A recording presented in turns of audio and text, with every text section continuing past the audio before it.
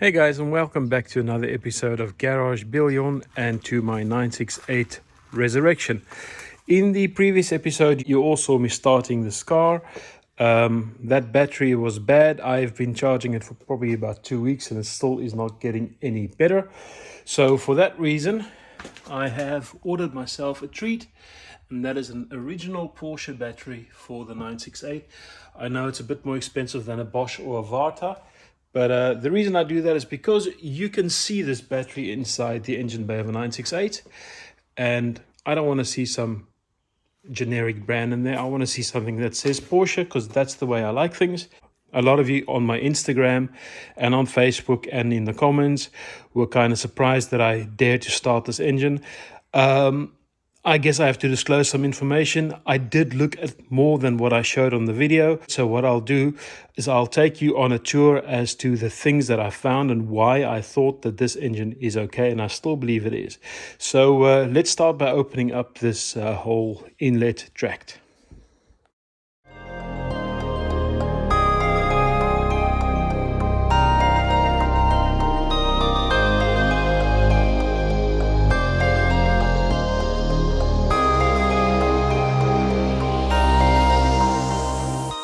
Alright guys, so I've got the top cover off, and I think this is the first clue as to the engine's condition.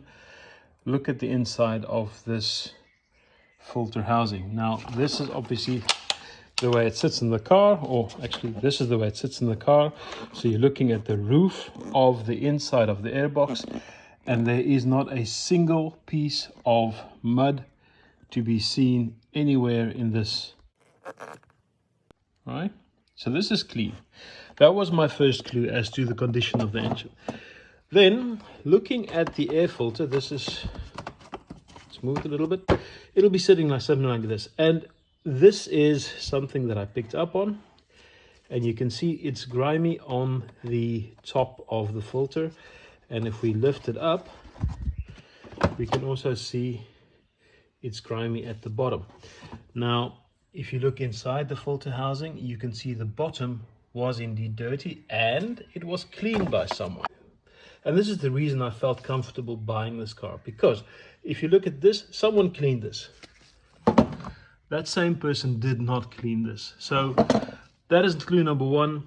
There was water up to this level, but it doesn't seem to have gone inside the inlet manifold, because I don't see any evidence of it in there. All right, so let's zoom into this mass airflow meter. I've got a light in there and you can see it's crystal clean. There's nothing in here that suggests that there's ever been any mud in this area. So we know that this is good. Now let's look at some other clues. Where would mud settle on the engine, right? It would settle inside all these little crevices. You can see that this engine harness here has not seen any mud. There's no mud in between the cable ties. There's just dust. If we go a little bit lower in the engine, then suddenly we start seeing dirt. You see it down there? There's some dirt. You can see on the fan housing there is some dirt, which tells me that this engine was not submerged. It was wet, yes, but it was not submerged. And the water level probably came up to roughly here where the radiator sits. So you can see here, this is grime on top of the radiator. You can see some grime on the chassis. You can see it over there. If you look down there, you can see some grime. But as soon as you get up to roughly this level, and if I look on the water level mark on the car, I think it was about 20 or 30 centimeters too high. So I think they were just very pessimistic. So I am 100% certain we can clean this up and we can fix this. That is the reason I started this engine. So with that done, I'm gonna quickly put in the new battery, and then I'm going to pull the car outside and we're going to give it a quick wash, because it's nicer to work on a fairly clean car than working on a car that makes me dirty all the time.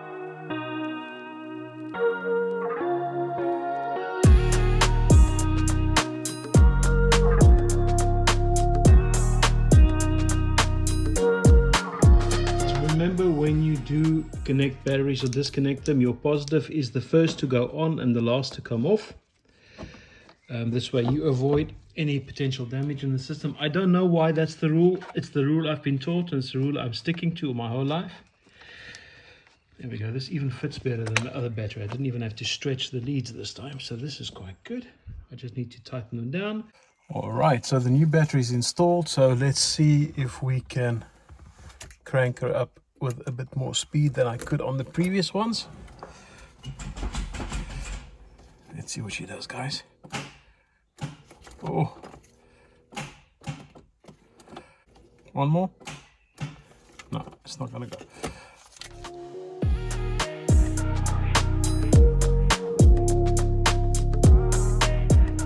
Okay, so I think this now solidifies my plan for the next couple of weeks. I really hope that I could get it out onto the drive and just give it a proper clean, or at least an initial clean, so that I don't get so dirty every time I touch this car.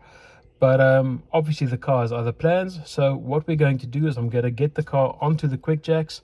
We're going to take out that starter motor and we'll start from there.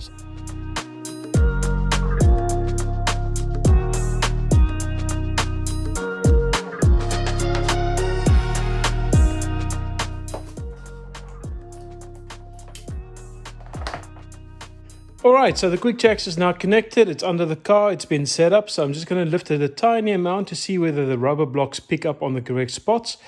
And if that's the case, then we'll get it all the way up in the air and get under there to get the starter motor removed.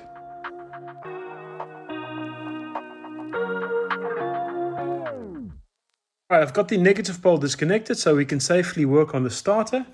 And as you can see, the car is now fully in the air. So I think it's time for us to go under there and see what horrors are hiding.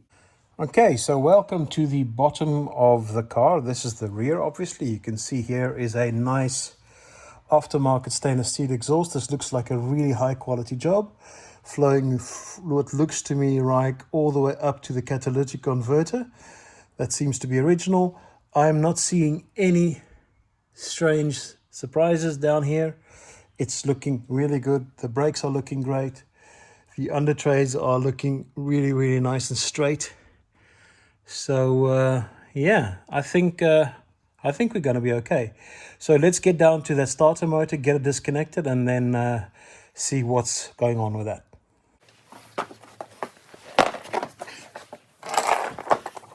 All right, so this is the front of the car. You're seeing the engine here. Everything again looks to be very, very nice and intact. I'm not seeing any damage. What I am seeing is I'm seeing a whole bunch of oil on the sump here, which is not ideal, but it might have just been from a messy oil job, I think. And this guard has also got some oil on it, the sump guard, but nonetheless, I think, looking at it, I think we're actually in good shape. So right there, this guy here, that's the starter motor that we'll quickly take out and see if we can diagnose what's wrong with it. So here's the starter motor. I'm going to take this out of the car. It's basically these two big, I think this looks like 17mm bolts.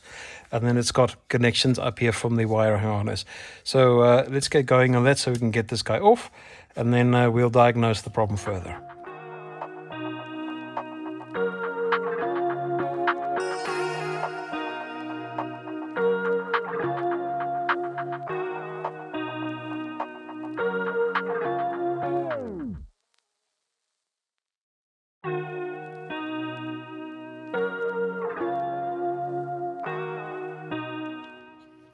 All right, we've got it on the ground, so let's get on the bench and see what the hell's going on here. I think you guys already saw, as I was cleaning her out, there's quite a bit of gunk inside here. So I think, as suspected, I think the windings in here are just completely rusted and shot. So I've got the old bad battery on the bench here and the starter motor, so let's get some power to it and see if we can make her work.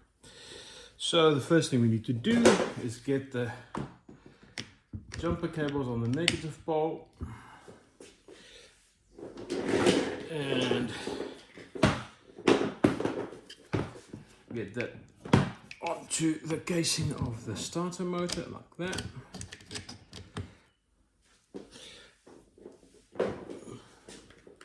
Now we take the positive, pop it onto there, and then use your expensive Porsche screwdriver as a bridging function so you can cover both these poles that are on this side. So this guy and this guy has to be bridged. And if you bridge them, then this stator should kick out and this should spin, right? So let's see if this works.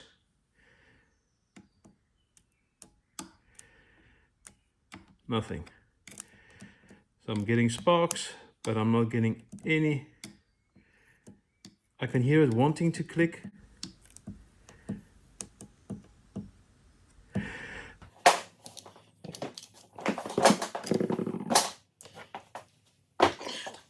Maybe I'll get lucky with my jump box, so let's try that as well. So the jump box goes on there. Make sure I've got the right stuff going. Yes. And then screwdriver goes on there.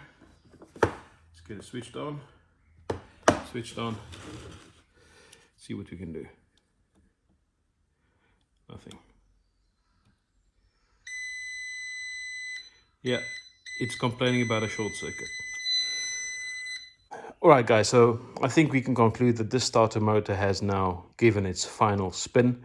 It's now fully dead. I know the battery that I'm using is not the best and this jump box is not the best, but it should at least click or spin or do something. So the problem is, these things are €500 as a rebuilt unit. You can't buy them new anymore. And the reason for that is just because of this long shaft. You'll see this looks different to most starter motors. Most starter motors either has like a little cap in here, and the gear only has to kick out like a centimeter, maybe 2. This one has to be very deep into the bell housing because of the special bell housing a 968 manual has. So these were specific to the 968, which makes them really expensive.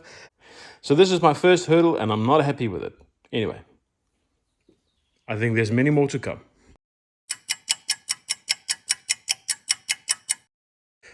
I was just given a call by the company that's going to rebuild my starter motor, and as you can expect, they told me as they opened it up, there's a lot of water that came out and it was completely rusted and shot on the inside.